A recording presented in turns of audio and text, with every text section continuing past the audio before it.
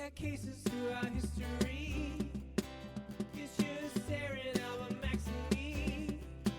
You gotta listen, you don't have to read. Welcome, everyone. This is Poor Historians, a podcast misadventuring into the archives of medical history and beyond. Each show, I dissect a history of medicine topic from the past to learn a little something about how medicine got to be the way that it is today. I'm Dr. Max, bringing you another extra episode for this month, a bonus episode, if you will. And before we get into it, I'll take a quick moment to thank our patrons. Now, we'll save our shout-outs for the main episodes, but if you'd like to hear your name amongst theirs and want to join the Poor Historians pod community as a supporting patron, head on over to patreon.com/Poor Historians Podcast or use the link in our show notes to learn more. Oh, and if you are already a patron, be sure to listen through to the end of the episode for any additional content or conversation which will appear after the outro. Okay, so today we're going to be talking about one of the deadliest substances known to humankind. Were you to come across a tablespoon of it just sitting on a desktop, which would be really weird if you did that, nevertheless, it would be enough to eliminate a significant chunk of all the world's population. It's a frighteningly potent neurotoxin, and it's 100% natural, GMO-free, and can be organically sourced. None of those descriptors make it any safer, however. They also don't make it any more expensive at the grocery store, so there's that. It turns out that this same substance, as dangerous and neurotoxic-y as it is, has some benefits. With any toxin or poison, the dose is the most important part. And we can credit the substance with a variety of medical benefits, which is a true double-edged sword, or maybe a double-edged or double-beveled hypodermic needle, I guess. I don't know if that's really a thing.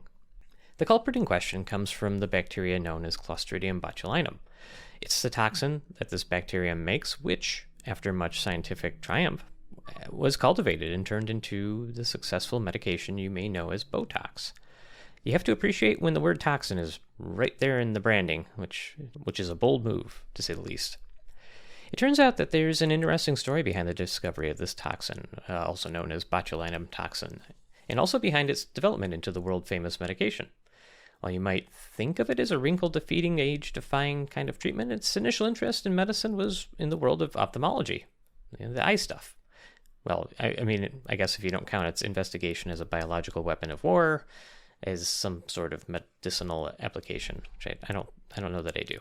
Fortunately for us, we're joined by Dr. Eugene Helveston, an ophthalmologist himself and Professor Emeritus of Ophthalmology at the University of Indiana, who wrote the book Death to Beauty, The Transformative History of Botox, which we will be discussing today. Welcome to the show, and moreover, for doing this interview, despite having the option to just enjoy the tropical paradise surrounding you. I appreciate it. Good to be here. So, you've co-authored 3 ophthalmology textbooks and over 300 scientific papers. I have to ask, was this book more or less fun to write than those other things? More or less fun to write. Both. I can believe that. So this is an extensively researched book, and it's covering an impressive scope of history.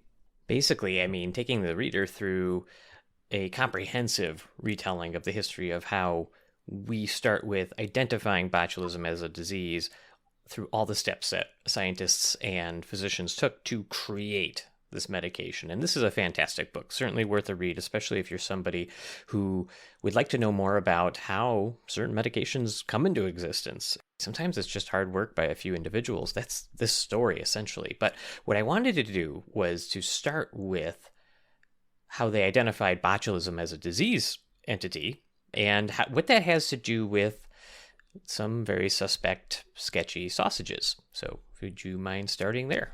In southern Germany, around 1783, people started dying, and there was no explanation. They were otherwise healthy, and the only special characteristic was that they tended to be in groups who had done the same thing. They were together either as families or in some way they had congregated. And a professor at the University of Tübingen started to put things together, and he figured out that the one common factor that he could discover was that they all ate this food called blood sausage. And all the ones who died ate blood sausage. Not everybody who ate blood sausage died, but Some of them did. And then nobody who didn't eat blood sausage died. So that's sort of pointed to that particular food, and it was highly suspect. But it wasn't until 1817 when Justinus Kerner, who was a district health officer in Wildbad, Germany, in the neighboring part of the Black Forest area, he was confronted with an epidemic of hundreds of people dying in different groups, and he thought, well, it's time to do a little bit more of an in-depth. So he furthered the investigation of the blood sausage, and his endeavors were what got things started. I really like that story because I think it's just a really good example of basic epidemiology and the type of research that goes into, well, figuring out where disease outbreaks come from. It kind of reminds me of one of our earlier episodes that we did. I think it was actually the first episode, which had to do with how they traced the outbreak of cholera in London at one time to a single water source, a pump where everybody got their drinking water. So it's like very important stuff, but very, very foundational stuff. So good place to start. Now, this kind of brings me to another story where when I'm reading your book, I basically think about, well, I think a little bit about a bit of perhaps warranted fear that my mother would instill in me in my days growing up. So this had to do with a fear of dented or otherwise defective cans at the grocery store, and so, or any home canned goods. You know, my mom would always talk about worries about botulism, you know, making sure things were cooked properly and those sort of things. And I couldn't help but think about that when I was reading your book. So I think to understand what my mom was worried about, of course, to understand what we're going to be talking about for the rest of this interview, why don't we start with a bit of an overview on what botulism as a disease really is in just sort of a general sense. Let's talk about the broad strokes here.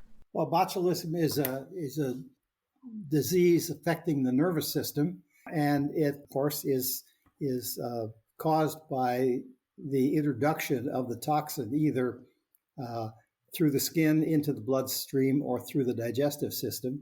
And when this toxin is ingested or otherwise introduced, within hours, there comes a disconnect between the nerve impulses and the muscle responses, and it starts in the head.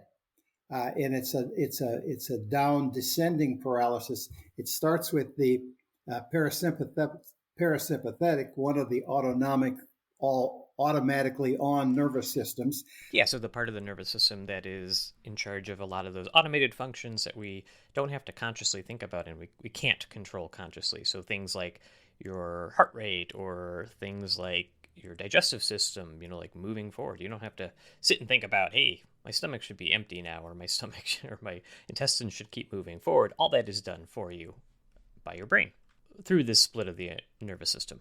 Absolutely. And this is the part of the nervous system beginning that results, when it's blocked, results in drooping of the lids, blank look on the face, difficulty swallowing. When it gets down to the nerve impulses that control breathing, then it's all over. So so that's what it proves to be fatal. When it is a fatal disease, it's respiratory failure, and it happens in hours to days of the ingestion of the drug, of the toxin.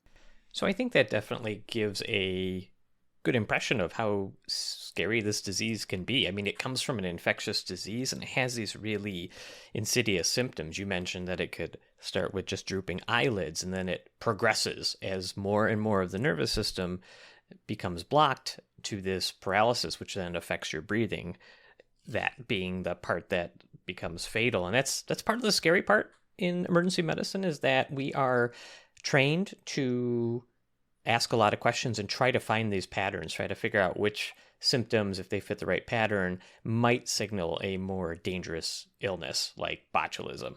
And you have to know some things like where it comes from. So, I think a lot of people might know that, might associate botulism with canned foods. I think the other thing that was one of those stories that kind of stuck in my mind was that there are certain practices among certain cultures which could put you at risk for botulism. For instance, whale blubber or walrus blubber. I'm not sure which one it was off the top of my head, but some native cultures in the Yukon or Alaska kind of territories way up north have a delicacy where they may bury that type of blubber in the ground, allow it to ferment, and then collect it and eat it as a delicacy later. I don't know how it tastes, but the worry is that when you put it in that environment, it's a perfect environment to allow the bacteria which causes botulism, Clostridium botulinum, to allow it to breed. And so as an ER doctor, you kind of have to know some of these things, and it's not that you're likely to see botulism it's not that it's a likely illness you'll run into, but it is certainly one that you have to kind of keep your eyes out for, because it does happen. It definitely does still happen.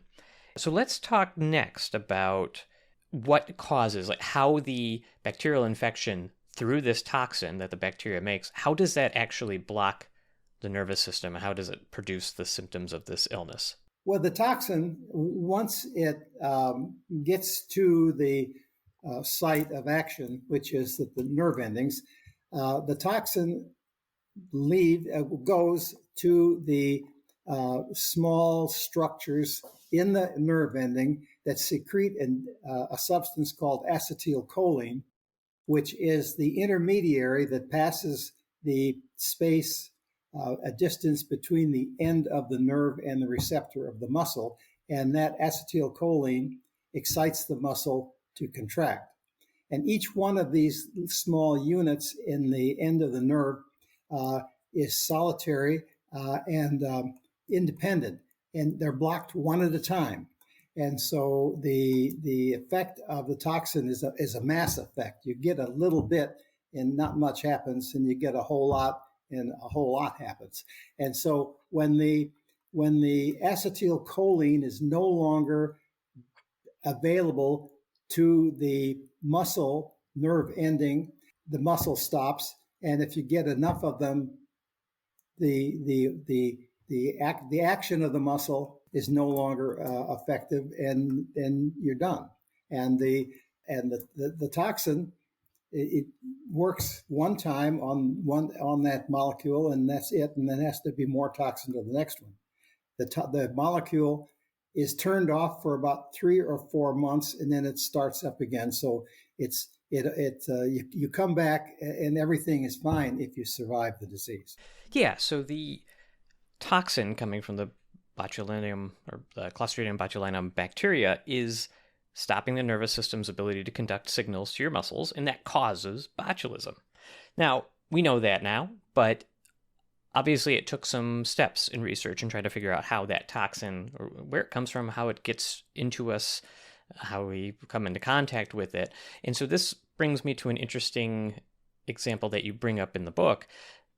If you've ever wandered around the grocery store and you go down the aisle with olives and that sort of thing, you may notice that black olives come in tin cans, whereas a lot of other olives may come in those pretty kind of slender jars showing off the food within.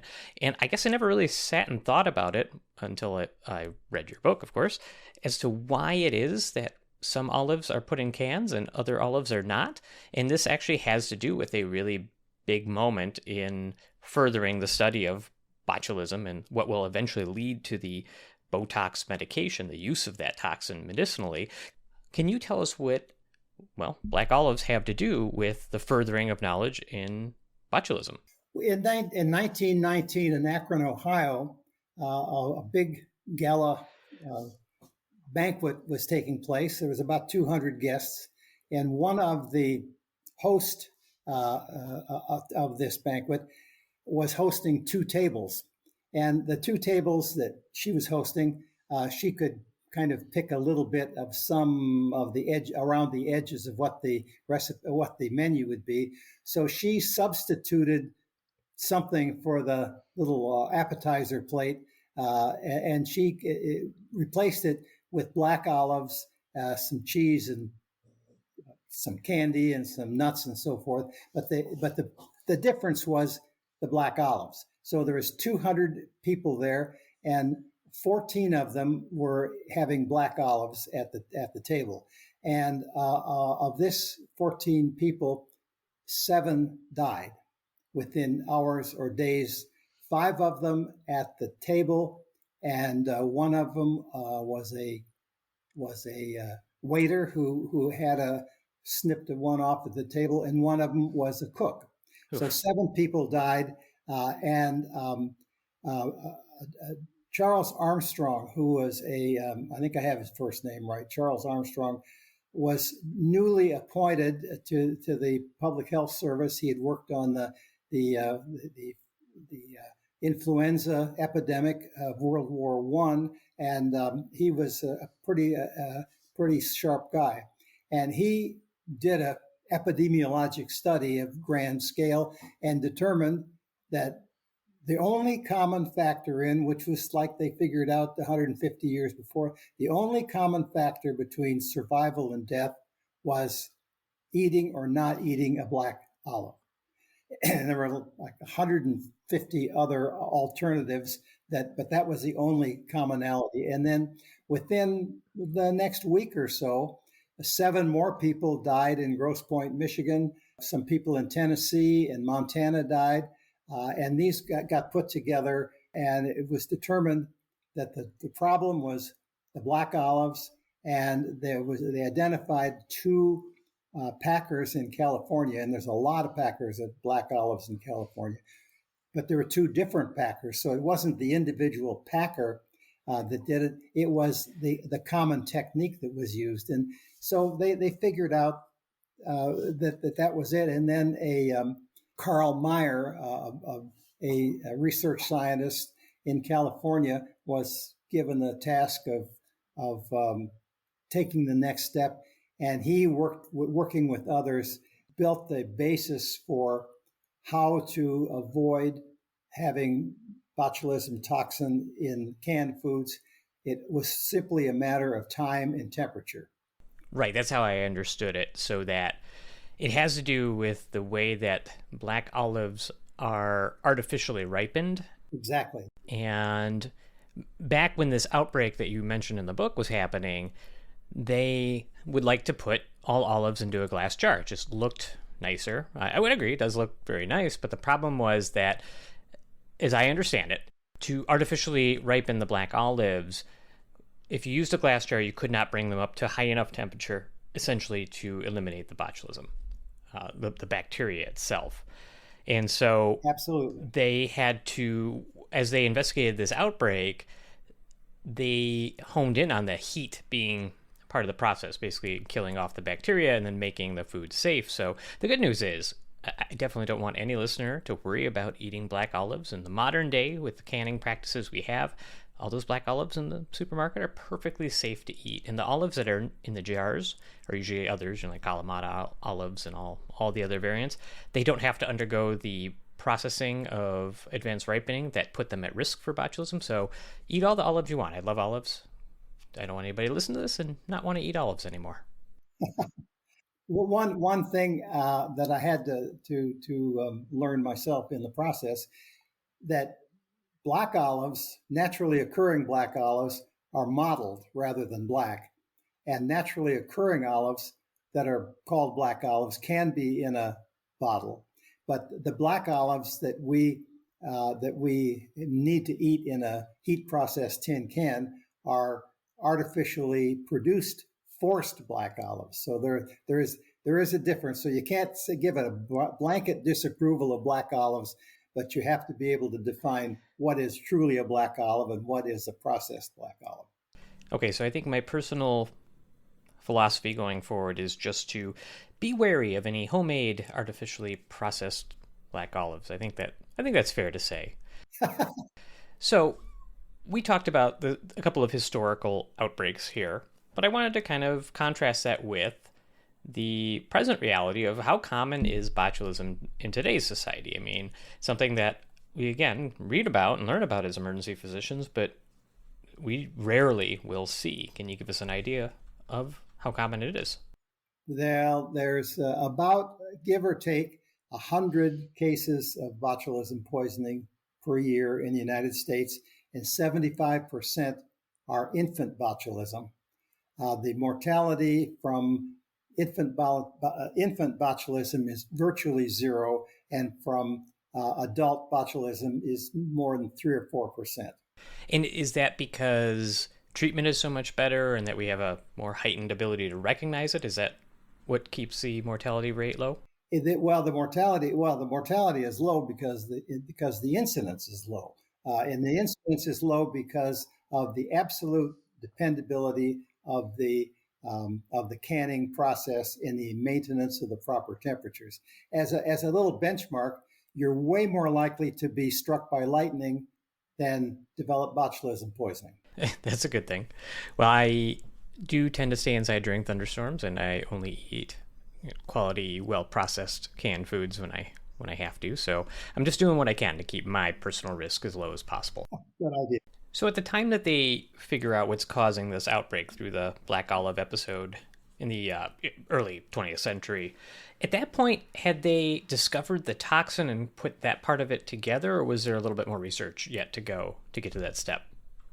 They knew at that time that of the toxin. They knew back in 1895 that there was a toxin, but it was not that much different than that glob of fat from the original. It had not been purified, and so the toxin itself was not purified until around 1943 to 45 in the Army Biological Warfare Center, when it was purified for sure. That's a perfect segue, because it seems like the next big step in botulism research takes us to World War II and Camp Detrick. And this plays a significant role in your book.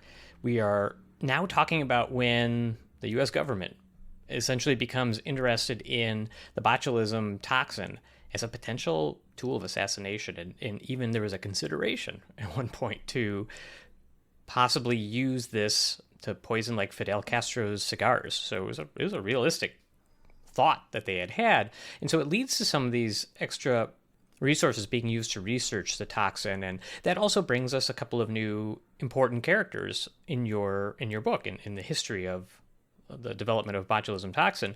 And so can you talk a little bit about what happens at Camp Detrick and who these characters are?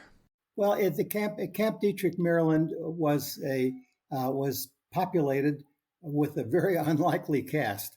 There were conscripts, young men, and I should have to say, to be politically correct, but I couldn't dig up any women in the story. So I not that I didn't try. It happens at time, especially back then. Yeah, especially back then. Well, some young men, particularly two who I highlight in the book. There were others, but these were the leaders to me. Who biochemist and a surgery resident who was interested in physiology were the two, Carl Lamanna and Arthur Guyton, who were given the charge to purify the toxin and, in Guyton's case, to figure out how it worked. And those two men did the work. They purified the toxin for the first time. So now they had a culture of botulinum toxin, which they could grow, and it produced toxin, which they knew exactly what it was. And thanks to Arthur Guyton, they knew how it worked. So that was the watershed event. But they also determined that it was not suitable as a weapon of war because of the delivery. This was too difficult and it was fragile. They did make an antitoxin. They created a vaccine, and they created a vaccine enough to inoculate all the troops going to the D-Day in 1945, but nobody got it. It was never given. I do think it's at least a good thing if you're going to do research on something like a really deadly substance to at least have the foresight to try to come up with countermeasures. So I guess that's kind of a positive here, as much as researching weapons of war would be. So the other thing I wanted to try to delineate here is that, and I cannot remember where in the book it is, but there was sort of a place where you lay out the dosing, meaning how much raw, purified botulism toxin it would take to do significant damage. I mean, be lethal to a large portion of the population. Can you give us an impression of what that amount might be? Just sort of appreciate how potentially dangerous it was to do this sort of research on this stuff. The toxin, which is and you have to differentiate between the lethal and deadly. It's lethal, not too deadly because it's too hard to get around, and there are a lot of other things more deadly because of their ruggedness to get at people. But it's the most lethal. It would take in the billionths of a gram. So if you have a decimal place and you go over 9 zeros and you start putting numbers at the end of those 9 zeros, and then if you think that a gram is 30 grams, that a gram is takes 30 of them to make an ounce, and then you go down and you say, well, that's pretty small, and it's just a minute amount. It was just wouldn't take much. Well, I'm definitely glad that it turned out that botulism wasn't very good as a biological weapon. That's a positive in that sort of world. Now let's move on a little bit from the Camp Detrick days, where there was that initial research of the toxin as a weapon of war, and now we'll kind of move towards where it starts to become thought of more as maybe a medicinal or a potential medicine. And I like to kind of call this part of your book, at least in my head, the University of Wisconsin to California research connection, because the fact of the matter is that there was a lot of worry about the botulism toxin to the point that it almost got destroyed by government mandate, and it was saved by a physician and researcher hailing from Sparta, Wisconsin. So shout out to Sparta, Wisconsin. I'm sure we have a big fan base out that way. But it was saved by him and preserved so that it could be used at the University of Wisconsin to develop medication, which was very helpful down the line. Can you tell us a little bit about that part of the story and, well, that physician, Dr. Ed Shantz, if I'm saying that correctly? Well, that's where the story got really a lot of fun for me. And it became history that was merging onto current events for life because I lived most of that part of it. And Ed Shantz had this kind of, consider it like a cow pie of botulinum bacteria, or Clostridium botulinum, and it could pump out toxin. And that came from Fort Detrick, correct? It came from Fort Detrick, and he stayed at Fort Detrick until 1972 when he retired. So when World War II was over, the whole personnel changed, and the original young men went on to their careers. One of them wrote the world's most famous medical textbook, Arthur Guyton, and so then he was there alone. Eventually mustered out of the army and as a civilian, and he had this, and he determined that this was a pretty worthwhile thing. And when the presidential order was signed by Nixon to destroy all potential biological weapons useful for war, unless they could have a reason for being saved. Ed Shantz invoked that himself. He interpreted it himself, and under his own supervision, he personally did this. And during the time between 1945 and 1972, he'd given it to 100 or more scientists around the world who used it as a laboratory tool to study the nerve-muscle relationship and so forth. And he just did that in a very small thing. He gave it free to these researchers. He mailed it in the U.S. mail. Sure. without any concern whatever, had no blowback or no problems, and so that life led him until 1972, when a very, very big event happened. Well, I'd like to hear about that event. Okay, I thought you'd never ask. He got a letter from Alan Scott with a request for some toxin, explaining to Dr. Shantz that he was using it, or proposed to use it to weaken eye muscles and treat strabismus. And so he forthwith got the toxin, and then the story of starting in 1972 with Alan Scott was the real final. That was the final lap. That was the home stretch of botulinum toxin to a medicine.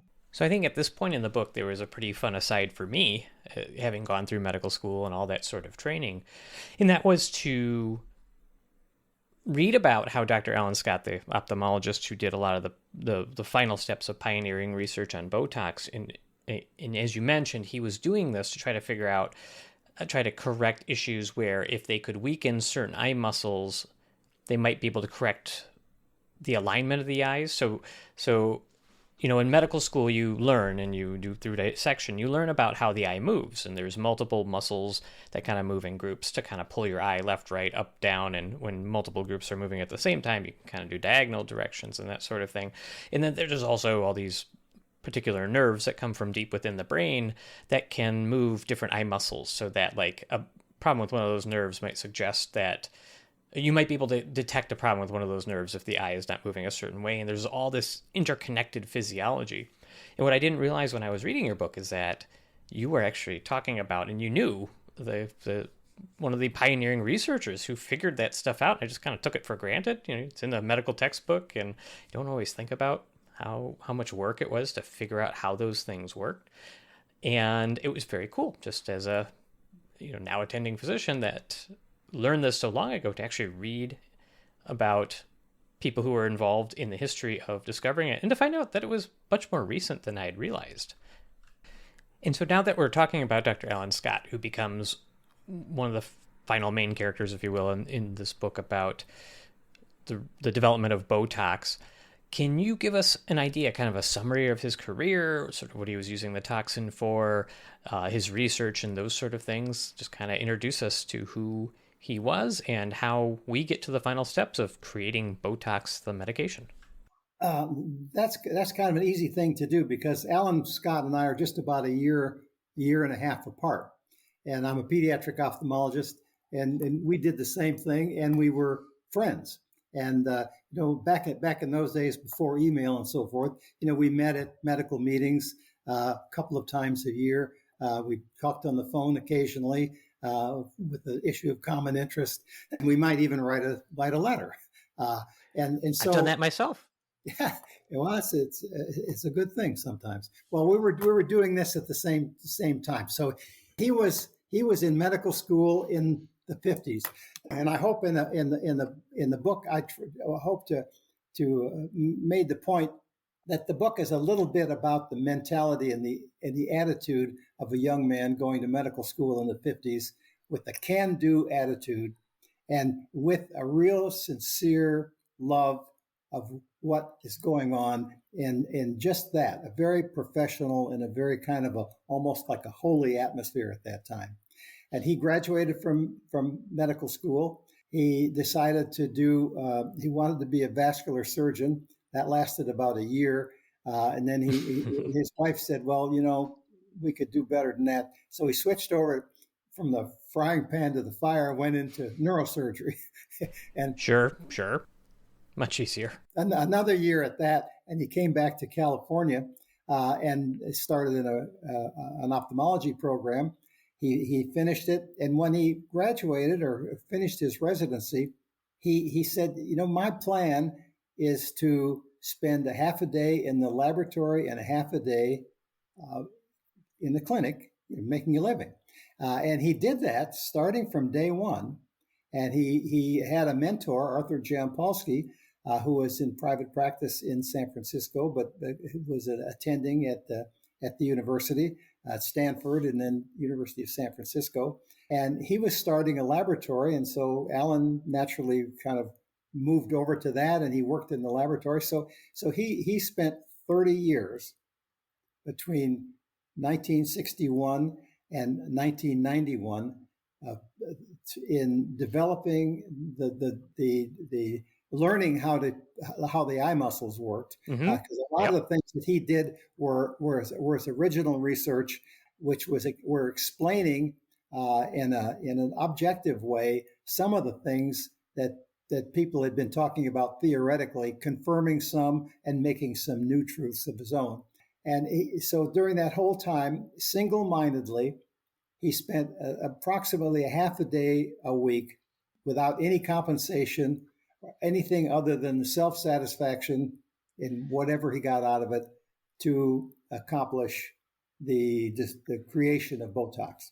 It's pretty incredible to hear about, especially in the modern day where it's like medicine is go, go, go, metrics, getting as much done as possible. And unfortunately, money and that sort of thing is a feature. It's incredible to hear about a physician not too long ago who was doing bench research at the same time they were doing clinical work and balancing all these other things, including development of a whole new medication, and doing it what sounds to be very well, basically for the right reasons. And it is pretty incredible to hear and read about that story. He did them all well, without any aplomb. He was just a quiet, sincere guy who got the job done. So it seems like this is a theme that comes across well in your book, and that is to say that of all the people that were involved in bringing Botox into reality, it's fairly incredible to think back on how many places this could have kind of gone wrong, but it just so happened that the right people were in charge of the botulism toxin for research. So thinking of guys like Dr. Alan Scott and Dr. Ed Shantz, who were in control of the initial pure form of this stuff and were self-tasked with making sure it stayed safe and that anybody who needed it for research was properly vetted and that they weren't just, sending it randomly through the U.S. mail system to people, that they took it upon themselves with absolutely no oversight to handle this substance responsibly all the way through to the point where it becomes Botox. It becomes this medication. And it's in a way kind of reassuring to know that those people do exist. But at the same time, I don't know, a little unsettling that it might not have been those good people that were in charge of this substance. But nevertheless, it worked out for the best. And I think that's a good thing. Something I liked seeing in your book, especially because we have a lot of doom and gloom on the show. So this is a nice area to reflect on. So I think the average listener is probably aware of Botox, but kind of thinks about it as more of a cosmetic medication because commonly it's used to get rid of wrinkles. And it does that by you inject it under the skin, you inject it into the musculature of the face, and it relaxes or paralyzes that musculature for months at a time. And wrinkles and some of those lines in your skin are attachments between the skin and the layers that attach to the muscles themselves. So we think about it that way, but Botox has a lot of other non-cosmetic uses. And so I wonder if you might talk about those a little bit, starting with ophthalmology, certainly well within your specialty, and maybe a few of the other places that we use Botox that don't have anything to do with cosmetics. Where did Dr. Alan Scott start with this medication in the field of ophthalmology? So his original idea was to inject the toxin into usually the inpulling muscle of one eye that's turned in toward the nose and traditional crossed eyes. And by weakening... in other words, what we call strabismus, that being the medical term Yes. for eyes that are not aligned, that are so-called crossed, as you said. Obviously, I'm not an ophthalmologist, so I'll leave the rest of that discussion with you, but just to sort out what that word is for the listener. Yeah, well, strabismus, it turns some people off that would say, what are you talking about? But yeah, strabismus, eye misalignment.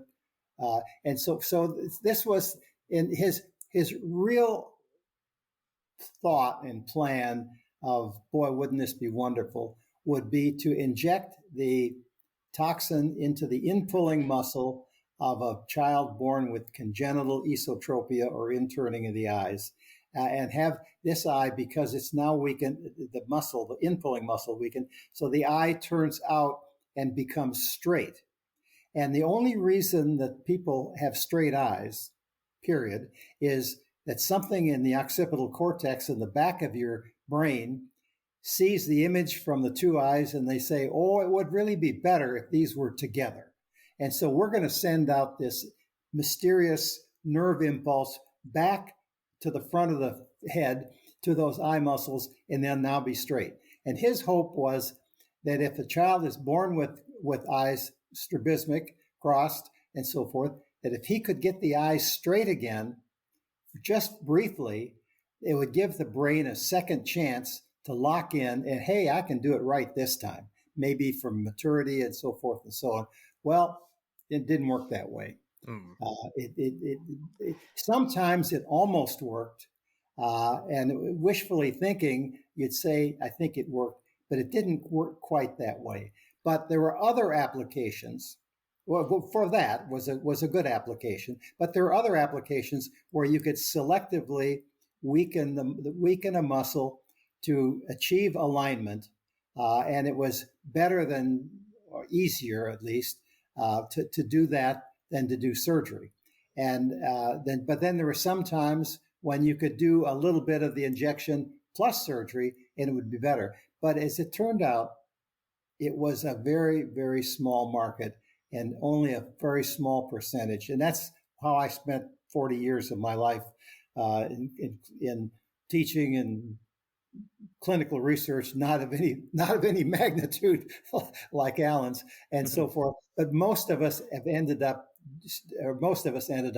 doing most of the treatment with surgical, the botulism was secondary, but we found a whole lot of other things to use it for. Yeah, I'd like to go through some of those. So, especially in the field of neurology, since botulism toxin does paralyze muscles and can reduce their movement, there are some times when this is helpful. Can you take us through a few of those examples?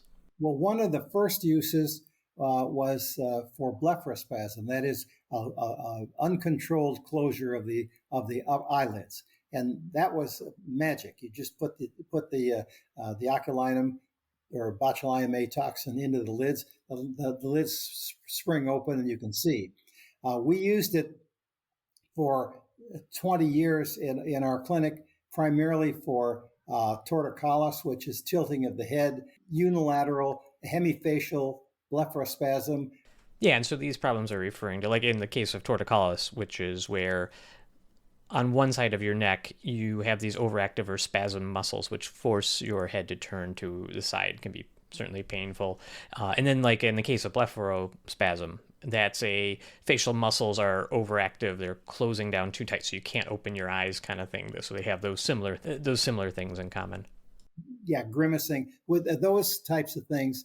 And then the dentists use it for teeth grinding. The laryngist, the ENT docs can use it for spasm of the vocal cords, laryngospasm. The urologist can use it for overactive bladder.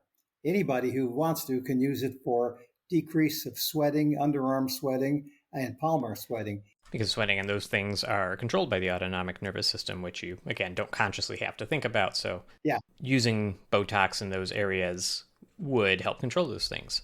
And the biggest, one of the really big ones is for migraine, which in some neurological practices, the number one treatment for migraine turns out to be botulinum toxin or Botox.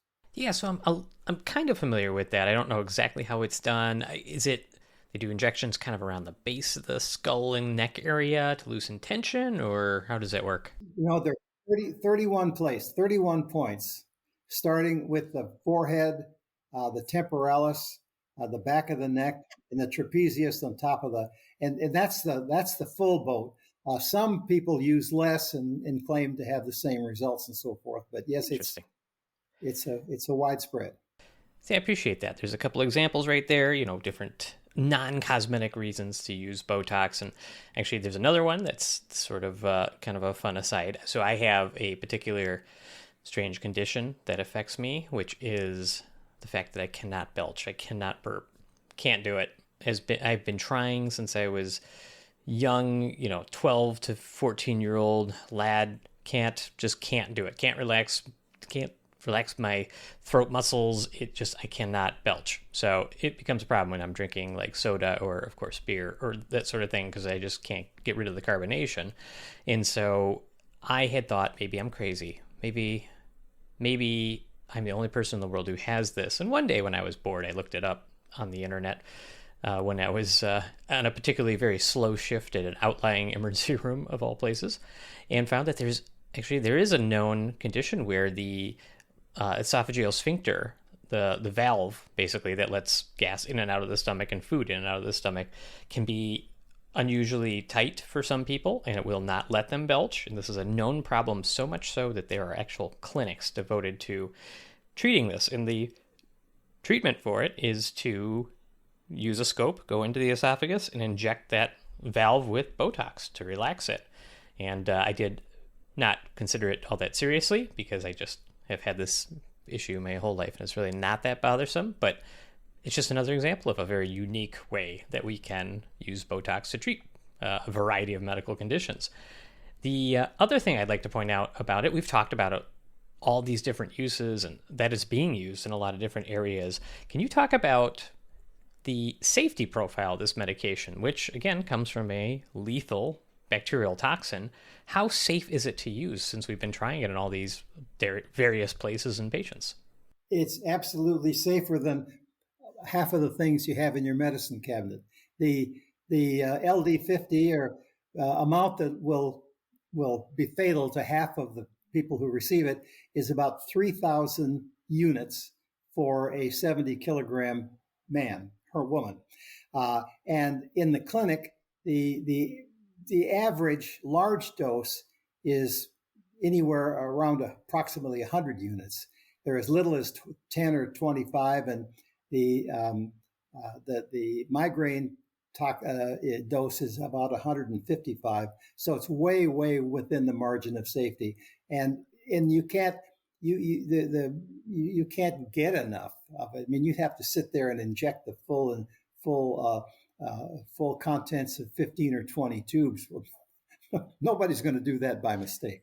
I definitely think the safety profile was one of my bigger takeaways from this whole story. Yes. I mean, you have a potentially lethal toxin that has been used in all these ways, and I just love pointing out the fact that it's amazing how safe it is. And as compared to some things you can get over the counter, it's just a really neat, I don't know if juxtaposition is the right word, but it's neat to me, at least, to point out the safety record that this medication has had, which has been pretty incredible considering its origins. And so I actually would like to see if I can pitch you one last question. We'll try to go wrap it up there. And so basically that is, in writing this book and even in participating in some of the history yourself, working alongside Dr. Scott or working alongside Dr. Ed Shantz, in all the time that you spent with them and in researching this story and learning about how Botox went from the toxin that they discovered in the bacteria and then became this amazing versatile medication, do you have a way that you would like to summarize or at least leave an impression of the legacy of these men and the impact that they had on medical history as a whole, as you see it now, as one of their colleagues formerly, and now they're the author of this particular story? I'm glad you asked that question, because that's one of the reasons really that I wrote the book. Is I knew Alan. I was involved I reviewed the only NIH grant that he ever received for $150,000 in the 70s. I was on the committee that studied it and reviewed the grant, and I helped. I wasn't the only one who did it, but so I felt like I knew what was going on in the beginning. And when I spent more time with Alan and talking to him, and when I read more about Ed Shantz, I said, there are some people in medicine who I am really, really proud of. Happy to be part of that same club that they're in. These are good guys. And in the book, I say that Ed Chance was the good soldier who was there when he needed to be and did exactly the right thing. And when Alan Scott, when I asked Alan, I said, how do you feel about, just breaking even for this whole thing? And he said, well, I had all the fun and Allergan made all the money. And he really didn't care. And people, would ask you, say, well, did he really not care? I said, he really didn't care. He did what he wanted to do. So I'm proud to be part of that profession, and I hope that it has provides some inspiration to others who would read it, to say, here's are some really good guys. Well, I would say that you were successful as the author of this book in conveying that message. So congratulations on that. So one more time for our listener, we were talking today with Dr. Eugene Helveston about his book, Death to Beauty, A Transformative History of Botox. So I would encourage our listeners to definitely go check out this book for themselves. There's a lot more to learn here. We did not talk about everything here, of course, and so I really do appreciate you, Dr. Helveston, for joining us on the show today. My pleasure. My pleasure. We do appreciate everyone listening, and we'd love to hear from all of you out there. If you'd like to check out our merchandise or provide feedback, we can be reached through our website, www.poorhistorianspod.com. There you can send us messages and find links to our social media sites. We do work to respond to all posts on those various social media accounts and are most active over on Threads at the moment. If you want to participate in the show, use our site to send us a medical history trivia question, which we use on our regular shows. If you have time, please go and leave us a nice 5-star review on Spotify, iTunes, or whichever platform you choose. Our Patreon is live as well, if you wish to support the show in that way and get a few extra benefits. And lastly, if you're a gamer or just want to hang out while someone else, well, meaning me, video games, check me out on Twitch via the link in our show notes. Until next time, the Poor Historians are signing out. AMA.